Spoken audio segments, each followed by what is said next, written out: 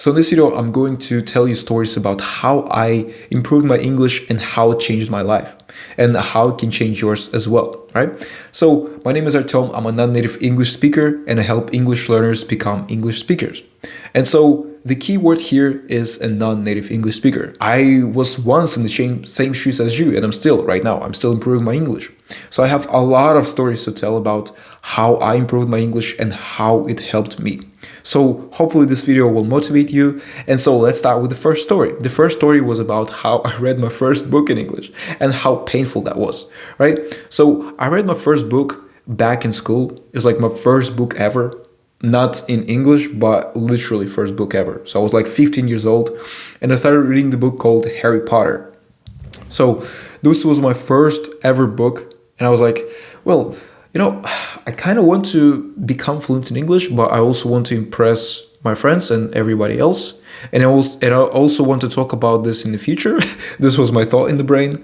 So what if I read a book in English? I was like, in a couple of years later, I will start talking about it on the camera maybe and share with people how I started reading my first book in English, right? And this is me talking about this right now. I literally had this thought back then, and this was like the motivation for me to pick up my first book in English, simply because I wanted to brag about it, and I'm doing it right now. So yes, I read my first book in English, but it was extremely excruciating, It was extremely difficult for me because Harry Potter is not an easy book to read, especially Harry Potter and Philosopher's Stone. So the first part of this book is difficult because the vocabulary and grammar is like B2 level. So I was trying to read this book, but of course, I was not trying to read this book. I was trying to understand this book first because it was extremely difficult. Every word, every sentence that I tried to read, there was just like 50% of words that I did understand and 50% of words that I did not understand. And it was extremely difficult for me to understand this book, right? But kinda somehow I was able to understand half of this book. I was able to get the main message. And I also watched Harry Potter in the past in my native language. So I was like, that's gonna be cool. That's gonna be nice. So maybe I will read this book and I will understand it. And actually, I did understand the book. I did understand the story in this book, but I still did not get a lot of nuances. I still did not get a lot of details from this book. But I read this book. I read this book, and it took me 1 year. Yes, it took me 1 year to read my first book. So it's like I was really inconsistent. At first, I read like 10 pages or 5 pages. Then I spent like 2 months not reading anything. Then I was like, oh, I need to read the book. I remembered after 2 months that I needed to read Harry Potter. So I was like, oh, well, I guess I need to read 10 more pages, right? So I read 10 more pages. Then I spent a couple of months not reading anything again. Then by the time I was almost 16 years old, I was like, man, I need to finish that book. I finally need to finish that book, because if I finish it when I'm 16 years old, it's not gonna be as cool as 15 years old, This was the thought that I had in my brain. I thought that, well, I need to finish it by the time I'm 15. I'm still 15. Because if I finish it at 16, it's not as cool as 50, So I decided to finish that book a few days before my birthday. And so when I did, I was like, hell yeah, I finished my first book in English. I felt really proud of myself. And you know what? It gave me a lot of motivation to continue. It was like a really big motivation for me. And after that, I read another 2 books. So it was like I read the second part of Harry Potter. I decided to read the third one, but I couldn't. My attention span was too low to read the third part. So instead, I read the book, Subtle Art of Not Giving a Fuck. So this book is like a self-improvement book, and it helped me a lot in my life. So at that time, I was already improving myself by learning English. So learning English actually helped me improve myself tremendously. And let's go to the second story, because the second story is about how English helped me in all areas of my life. So first, it helped me, of course, in my health. You're like, what, health? Health? How can English be related to health? Well, actually, I used to watch a lot of podcasts about improving my health. The time when I got to the gym, it was in English. The first video I watched about going to the gym was in English, and it gave me motivation to go to the gym. And that way I went to the gym because like I was like, I wonder what if I start going to the gym. So I decided to type in how to start going to the gym in English, and I like started going to the gym, and that's how I started improving my health. Then I realized that my diet is not that good. I eat too much sugar. Sorry, not too many. I also drink too much coffee. I also have like a lot of bad habits that I need to get rid of. So I decided to get rid of all of that. And, I watched a lot of podcasts about this in English, and it helped me to improve my health pretty significantly. So also I improved my money side of things. It's like when I was 16 years old, I read my first book, Subtle Art of Not Giving a Fuck. And when I read that book, I realized that, well, actually, I can speak to people and I can kind of communicate with people. So before, I was really introverted kid. I used to spend a lot of time at home, all of my days. Like I didn't have friends back then. I did have 2 friends, but I didn't even talk to them that much. And I thought that, I'm gonna get a pretty normal job. I'm probably gonna work as a 3D modeler. I wanted to become a 3D modeler or a programmer and, sell 3D models or stuff. But I feared social interaction. I just freaking feared talking to people. And so the first time I sold my 3D model, it was like a model of a burger. It was really difficult for me because the guy on the website where I sold my model wrote me a message. So there was like a chat icon and there was like one message here, right? One red dot. And I was like, fuck, I need to answer him. What happened? Like, he didn't like the model. What happened? I was really upset. Like, my heart was beating fast, like I was sweating, literally. And I had to answer him.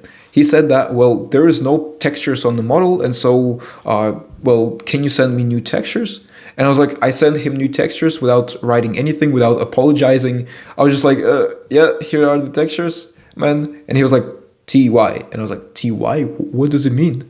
I thought that he's gonna like leave a bad review or something and my career is screwed. But TY actually meant thank you. So yeah, this is like my first experience with trying to make money online. It kind of helped me to become more confident dealing with customers online. You probably have the same thing right now. You also want to make money, right? You want to learn English to help you make more money because, customers who speak English probably do have more money, right? So English is going to help you make more, right? And it's going to help you become more confident because, if you read a lot of books about confidence in English, maybe in your native language, you're going to become more confident, right? So also about not giving a fuck. One time I was with my friend in a grocery store and we were wearing hats like British gentlemen. We were dressed like British gentlemen with hats and with funny umbrellas with like Lightning McQueen or something. You know why we did that? Simply because, I don't know, we were just having fun and it was in English. Oh, yeah. So we went inside that grocery store and we were speaking English. We were trying to speak English to like a bunch of random people inside the store, right? And it was just hilarious. Like, I would not consider doing something like this before in my life because like this is stupid, right? But then when I learned English, I kind of let myself loose. I was like, I can actually do that, I can actually go to strangers, talk to them in English, even if they don't understand English. And, there's not a problem in doing that. There's no problem in approaching people, And I realized that, well, actually, English also improved my confidence significantly. Now I talk with strangers literally every single day. So if you fear talking to strangers, if you are an introvert, learning a new language and changing your identity might help you. It's not just because like, oh, well, I learned English and it helped me. No, it's simply because I had a new identity. It's like I went through an entire personality shift. I have like a different personality in English than in my native language. So it's like sometimes when I speak my native language, I'm really awkward and shy, let me tell you. It's simply because it's really difficult for me to like have a different personality in my native language. So it's like I have 2 different personalities, and in English, I'm more outgoing, I'm more social. I can speak to strangers easily without a problem. They're not strangers to me, So this is like a really good benefit of learning English. You will also go through a personality shift. Like you will feel like a different person, especially if you improve yourself in English. If you just simply learn English for the sake of it, if you like watch all these different videos, oh, here's how to improve your English, well, you are going to improve your English, you're going to become fluent, but you're not going to become a different person. But if you watch, read, and do everything to help you improve yourself in English, then you're going to have a personality shift. You're going to become a completely different person. So also English helped me find best friends. So back then I used to watch a YouTuber called Hamza. So this is like a self-improvement YouTuber who talks a lot about self-improvement, how to get rid of bad habits and stuff, right? So this is what I told you that you should like watch self-improvement stuff, right? And so when I did that in English, I was like, I wonder what if I like can join his community. So he had like a community, it's called like Adonis Gang or something. And inside this community, there's like a lot of people who talk about self-improvement, how to become better in life, right? And stuff like this. And so I decided to join this community. Back then, I didn't have like friends at all. I got rid of my old friends. And so I wanted to have like a community of people where I can communicate with somebody. And, you know, because like I was not a complete introvert, but I was an introvert because I didn't have any friends. But I wanted to have like at least one friend. So I decided to join this community and I decided to message a couple of people there. You know, I decided to message like a few guys on this community. And you know what? I found some people from my country. And so after 1 month, we formed like a group of people where we discussed also stuff about self-improvement and things like that. And we decided to meet each other. We met each other in a restaurant, and also we went to the gym after that. I mean, we went to the gym before that, and then we went to a restaurant.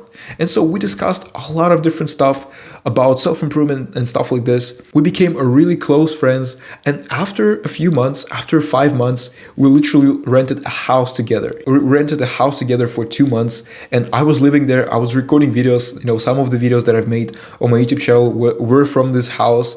And we were just living together, improving ourselves, going on runs outside every morning. We were talking about self-improvement, about business and stuff like this in English. We were also trying to improve our English as well. We had like speaking sessions where we practiced our English, you know? So this was really cool. And if you learn English, you might as well find friends who are similar to you, because, you know, people who do learn English have a completely different mindset. So in some countries, it's not popular to learn English. So in my country, it's not that popular, you know? I mean, it's kind of popular. We learn English in school, but at the same time, a lot of people are not fluent and a lot of people don't care about learning English. So when you do learn English, you find like-minded people who also want to improve themselves as well as their English. And that way you're going to make a lot of friends. Also, I found the work that I genuinely enjoy. So back then, I would never think about creating a YouTube channel in English, you know? I thought that, you know, creating a YouTube channel might be a possibility, but in English, like I can't even speak it. I can't even write a simple message to a freaking guy on the internet, you know, selling a 3D model, because it's really difficult.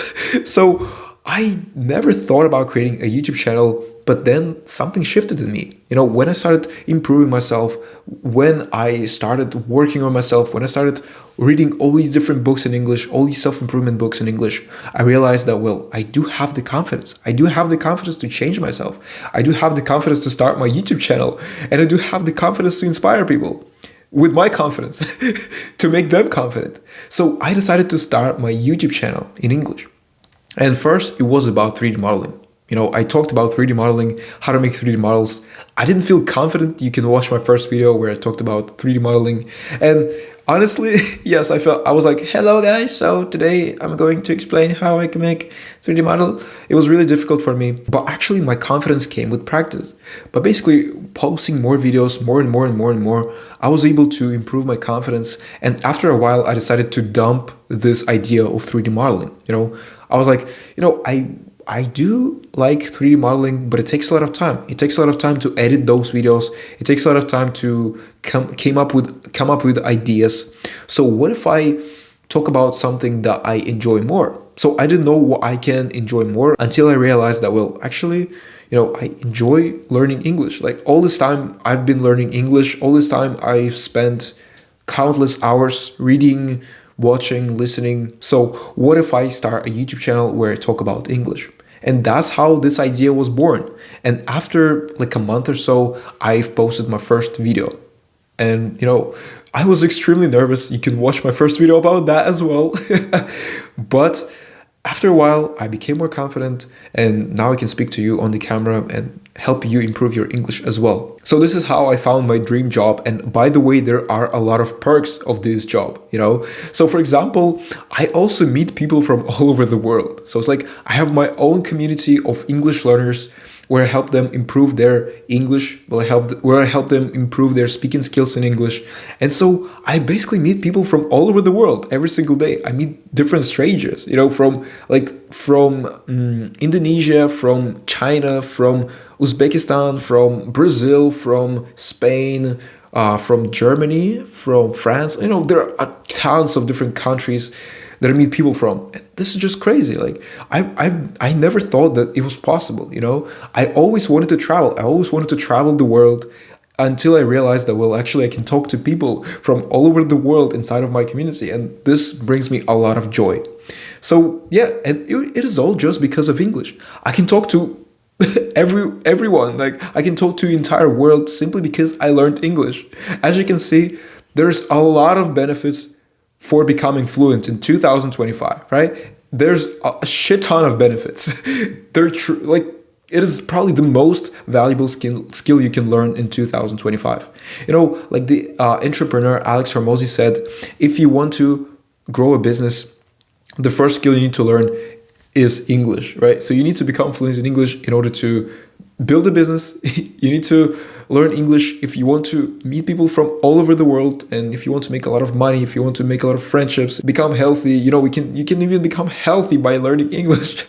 There's just shit ton of benefits. So this is literally why you need to become fluent in 2025. You probably want to travel. You probably want to have a really good job, a really high paying job. You also want to enjoy your job. So English is gonna help you do that. Maybe you want to start your own YouTube channel in English, right? You want to start speaking in English. So what you need right now is to just speak in English. You need to practice your English somehow, right?